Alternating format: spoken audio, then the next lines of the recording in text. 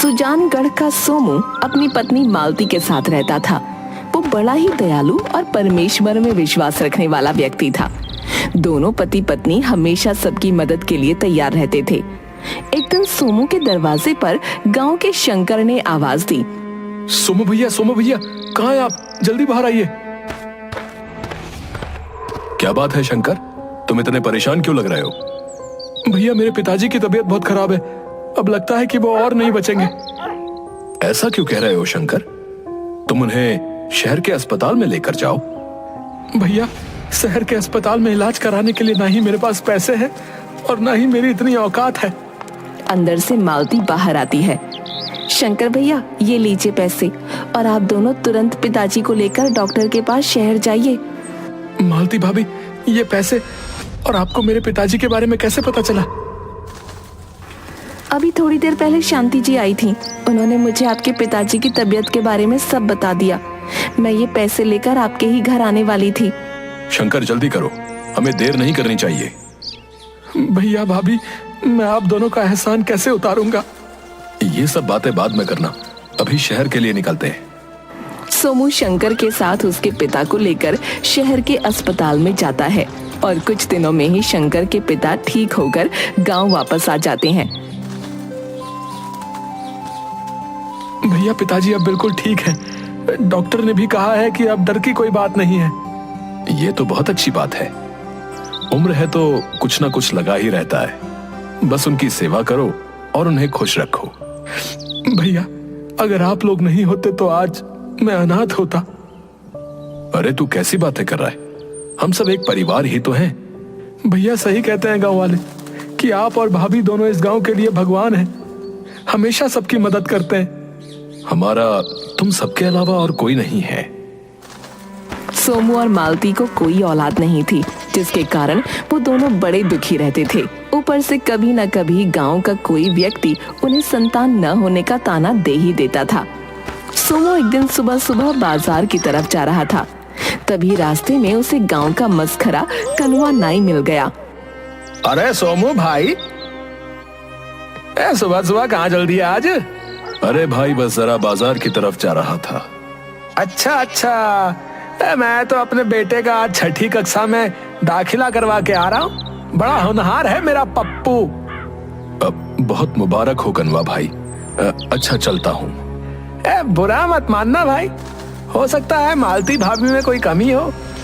मेरी बात मानो तो दूसरा विवाह रच लो, संतान सुख तो मिलेगा। अपनी राय अपने पास रखो कनवा, हटो मेरे आगे से। गुस्सा क्यों होते हो भाई? भलाई का जमाना गया, मुझे क्या, रहो बे औलाद। सोमू और मालती दोनों की गृहस्थी धन धान्य से भरी हुई थी, लेकिन जब वो अपने आसपास के घरों में बच्चों की किलकारियां सुनते तो बड़ा उदास हो जाते। हमेशा भगवान से यही प्रार्थना करते, भगवान हमें एक संतान दे दो। एक दिन देवी माँ ने उनकी प्रार्थना सुनी और दर्शन दिया। मैं तुम दोनों की प्रार्थना और भक्ति भाव से बहुत प्रसन्न हूँ। तुम दोनों दिन रात किस चीज की इच्छा करते हो, मैं वो भी जानती हूँ। इसलिए मैं तुम्हें पुत्रवान होने का आशीर्वाद देती हूँ। लेकिन ये पुत्र तुम दोनों के पास सिर्फ 18 वर्ष की आयु तक ही रहेगा। जिस दिन इसकी आयु 18 वर्ष हो जाएगी, उस दिन आधी रात के समय इसकी मृत्यु हो जाएगी। माँ, आप ये कैसा वरदान दे रही हैं? एक तरफ तो आप हमें संतान होने का आशीर्वाद दे रही हैं और दूसरी तरफ आप हमें ये भी बता रही हैं कि वो सिर्फ 18 वर्ष की आयु तक जीवित रहेगा। सोमू, जो पुत्र तुम्हारे घर में जन्म लेगा, उसकी सृष्टि पर सिर्फ 18 वर्ष की आयु ही बाकी है। इसलिए वो अपनी उतनी ही आयु तक इस पृथ्वी पर जीवित रहेगा। माँ, ये कैसा न्याय है? सोमू, इस पुत्र से तुम्हारा कई जन्मों का नाता था। उसने अपने सारे ऋण चुका दिए, लेकिन एक छोटा सा ऋण बाकी रह गया, जिसकी वजह से वो तुम्हारे घर में 18 वर्ष के लिए फिर से आएगा और अपने बचे हुए उस ऋण को खत्म करेगा। माता, आप ऐसा अनर्थ ना करें। मैंने तुम्हें वरदान दे दिया है और अब ऐसा ही होगा। इतना कहकर देवी माता वहां से अंतर्ध्यान हो गईं। सोमू ने मालती को सारी बात बताई। मालती बड़ी प्रसन्न हुई। उसने कहा, कोई बात नहीं, कम से कम 18 वर्ष तक वो हमारे पास तो रहेगा और हमारे ऊपर जो कलंक है कि हम निसंतान हैं, वो तो खत्म हो जाएगा। परंतु 18 वर्ष के बाद वो हमें छोड़कर चला जाएगा। दिल छोटा क्यों कर रहे हैं? ऊपर वाले ने हमारे लिए जो सोचा है वो अच्छा ही होगा। कुछ समय बाद मालती गर्भवती हुई। उसने एक बहुत ही सुंदर से पुत्र को जन्म दिया। दोनों ने उसका नाम गणेश रखा। इकलौता और प्रिय पुत्र होने के कारण उसका पालन पोषण बहुत अच्छे ढंग से किया गया। समय के साथ वो बड़ा होने लगा और जल्द ही एक सुंदर युवक बन गया। कुछ दिनों से मैं देख रही हूँ आप उदास रहने लगे हैं। क्या बात है? सब ठीक तो है? तुम क्या पूछ रही हो? क्या तुम देवी माँ का दिया हुआ वरदान भूल गई? मैं कुछ भी नहीं भूली हूँ, मुझे सब याद है। अब हमारा पुत्र 17 वर्ष का हो चुका है और उसकी आयु का सिर्फ 1 वर्ष बचा है। इसलिए मैंने निर्णय लिया है कि हम गणेश का विवाह जल्द कर देंगे। तुम पागल हो गई हो? तुम्हें पता है कि हमारा पुत्र सिर्फ 1 वर्ष और जीवित रहने वाला है, फिर भी तुम उसका विवाह कराना चाहती हो? हर माँ बाप की तरह मैं भी अपने पुत्र का विवाह देखना चाहती हूँ। मैं कोई अनोखी बात तो नहीं कर रही। अनोखी बात ही कह रही हो तुम। तुमने कभी सोचा है कि तुम अपनी खुशी के लिए उसका विवाह तो कर दोगी, परंतु जिस किसी की पुत्री को अपनी बहू बनाकर लाओगी, उसका 1 वर्ष के बाद क्या होगा? मुझे सब कुछ पता है। अगर तुम्हें पता होता तो तुम ऐसी बातें नहीं करती। एक कम उम्र की लड़की का विधवा होकर जीवन व्यतीत करना कितना कठिन है, क्या तुम्हें नहीं पता? मुझे पता है, लेकिन पता है क्या, आपको नहीं पता कैसे सावित्री ने अपने पति के प्राण यमराज से वापस लिए थे। क्या पता हमारी बहू के भाग्य से हमारे पुत्र की आयु बढ़ जाए। तुम्हारा दिमाग खराब हो चुका है। तुम पुत्र मोह में पागल हो गई हो। जब देवी माँ ने साफ साफ हमें कहा था कि हमारे पुत्र गणेश की आयु सिर्फ 18 वर्ष है और जिस दिन वो 18 वर्ष का होगा उस दिन आधी रात को उसकी मृत्यु हो जाएगी। मुझे सब याद है, आप बार बार ये बात मुझे याद मत दिलाइए। मैं बस इतना जानती हूँ कि मुझे अपने पुत्र का विवाह करना है और मैं उसे हर सुख देना चाहती हूँ। सोमू गुस्से से वहां से चला जाता है। मालती लगातार अपने पुत्र गणेश के विवाह के लिए सोमू से बोलती रहती है। अंत में सोमू गणेश का विवाह करवा देता है। विवाह के बाद सोमू अपनी बहू को ज्यादातर उसके मायके ही भेज देता। जल्द ही गणेश की आयु 18 वर्ष पूरी होने का समय निकट आ गया। सोमू और मालती दोनों ही उदास रहने लगे। एक दिन मालती, आप बहू को उसके मायके से वापस ले आइए। नहीं, उसे अपने मायके में ही रहने दो। इतनी कम उम्र में अपनी आंखों के सामने अपने पति को जाता हुआ वो देख नहीं पाएगी। मुझे कुछ नहीं पता, आप कल ही जाएंगे और बहू को उसके मायके से वापस लाएंगे। एक बार फिर मालती के आगे सोमू की एक न चली और वो शारदा को लेने उसके मायके चला गया।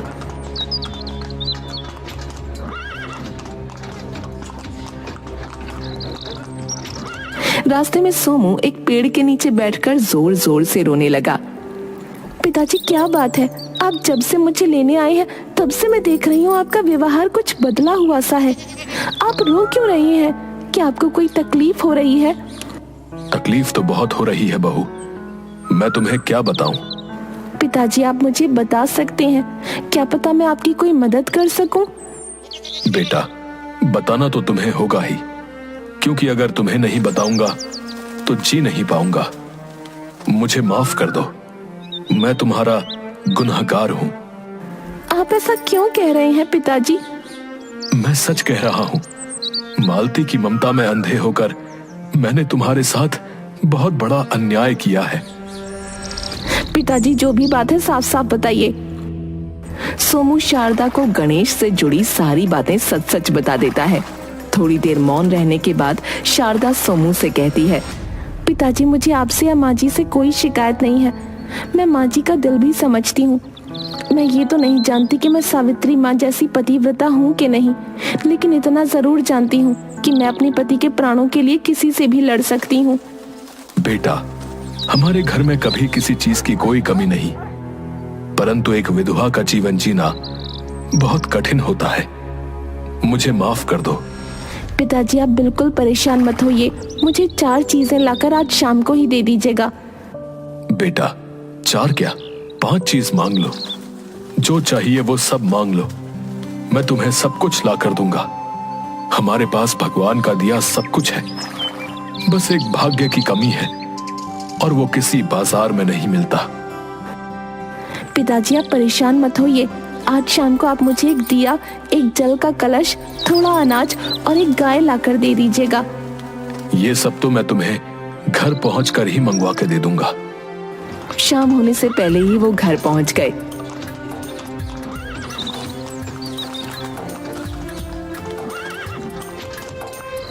और सोमू ने सारा सामान मंगवा दिया। शारदा ने सोमू और मालती के पैर छुए और उनसे कहा, आज रात को हमारे कमरे में कोई ना आए। भोजन के बाद सभी नौकरों को छुट्टी दे दीजिए और आप दोनों भी अपने कमरे से बाहर मत आइएगा। बहू तुम क्या करने वाली हो?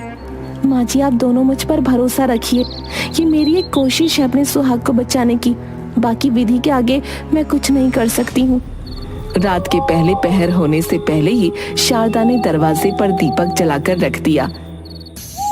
थोड़ी देर बाद यमराज के 2 दूत दरवाजे पर आए। यही घर है जहां से आज हमें एक युवक के प्राण लेने हैं। ठीक है, तो जल्दी घर के अंदर प्रवेश करते हैं और अपना काम करके आगे निकलते हैं। जैसे ही वो घर के अंदर प्रवेश करने लगे तो दीपक में से आवाज आई, तुम अंदर नहीं आ सकते हो, इस दरवाजे पर मेरा पहरा है। यदि तुमने जबरदस्ती यहाँ आने की कोशिश की तो मैं यहाँ पर आग लगा दूंगा और उस आग में तुम दोनों को भी जला दूंगा। जब तक मैं यहाँ हूं तुम इस घर के दरवाजे के अंदर प्रवेश नहीं कर सकते हो। नहीं नहीं, तुम ऐसा कुछ भी मत करना, यह तो यमराज का आदेश है। हम तो सिर्फ उनके आदेश को पूरा करने आए हैं। वो मुझे पता है, परंतु मुझे इस द्वार पर पहरेदारी के लिए रखा गया है, इसलिए तुम्हें इस घर में प्रवेश करने से पहले मुझ में प्रवेश करना होगा। दोनों दूत डर गए और वहां से वापस चले गए। थोड़ी देर के बाद शारदा ने दरवाजे पर जल से भरा कलश रख दिया। यमराज ने फिर से 4 दूतों को वहां भेजा। वो जैसे ही अंदर प्रवेश करने लगे, कलश में से आवाज आई, यहाँ पर मेरा पहरा है और मेरी उपस्थिति में तुम इस दरवाजे के अंदर प्रवेश नहीं कर सकते हो। अगर तुमने जबरदस्ती अंदर जाने की कोशिश की तो मैं हमेशा के लिए कहीं छुप जाऊंगा और तुम सब बिना जल के मृत्यु को प्राप्त हो जाओगे। नहीं नहीं, आप ऐसा मत कीजिएगा, हम तो सिर्फ यमराज के आदेश का पालन करने आए थे। अगर आप ऐसा चाहते हैं तो हम बिना प्राण लिए ही यहाँ से वापस लौट जाते हैं। जैसे ही दूत वहां से वापस गए, शारदा ने दरवाजे पर अनाज रख दिया। अब यमराज ने प्राण लेने के लिए 8 दूतों को भेजा। वो जैसे ही दरवाजे के अंदर प्रवेश करने लगे, अनाज ने कहा, इस दरवाजे पर मेरा पहरा है। अगर तुम जबरदस्ती अंदर जाने की कोशिश करोगे तो मैं हमेशा के लिए धरती के अंदर समा जाऊंगा और कहीं पर भी तुम्हें अनाज की प्राप्ति नहीं होगी और तुम सब भूखे मर जाओगे। नहीं नहीं, आप ऐसा मत कीजिएगा, हम तो सिर्फ यमराज के आदेश का पालन करने आए थे। अगर आप ऐसा चाहते हैं तो हम बिना प्राण लिए ही यहाँ से वापस लौट जाते हैं। जैसे ही दूत वहां से गए, शारदा ने गाय माता को दरवाजे पर खड़ा कर दिया। इस बार यमराज ने प्राण लेने के लिए 16 दूतों को भेजा। जैसे ही वो अंदर जाने लगे, गौ माता ने कहा, संभल जाओ, इस दरवाजे पर मेरा पहरा है और मेरे होते हुए तुम इस दरवाजे के अंदर नहीं जा सकते हो। अगर तुमने ऐसा किया तो मैं तुम्हें श्राप दे दूंगी और तुम सदा के लिए पशु बन जाओगे। नहीं नहीं, आप ऐसा मत कीजिएगा, हम तो सिर्फ यमराज के आदेश का पालन करने आए थे। अगर आप ऐसा चाहते हैं तो हम बिना प्राण लिए ही यहाँ से वापस लौट जाते हैं। और यमराज को जाकर सारी बातें बताते हैं। ठीक है, अब गणेश के प्राण लेने मैं स्वयं जाऊंगा और देखता हूं मुझे उसके प्राण लेने से कौन रोकता है।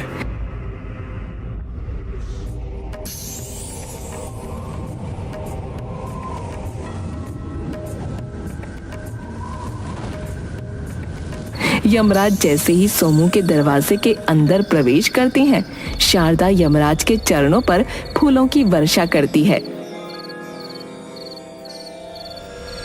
और उन्हें नतमस्तक होकर प्रणाम करती है। यमराज का आज तक किसी ने ऐसा स्वागत नहीं किया था।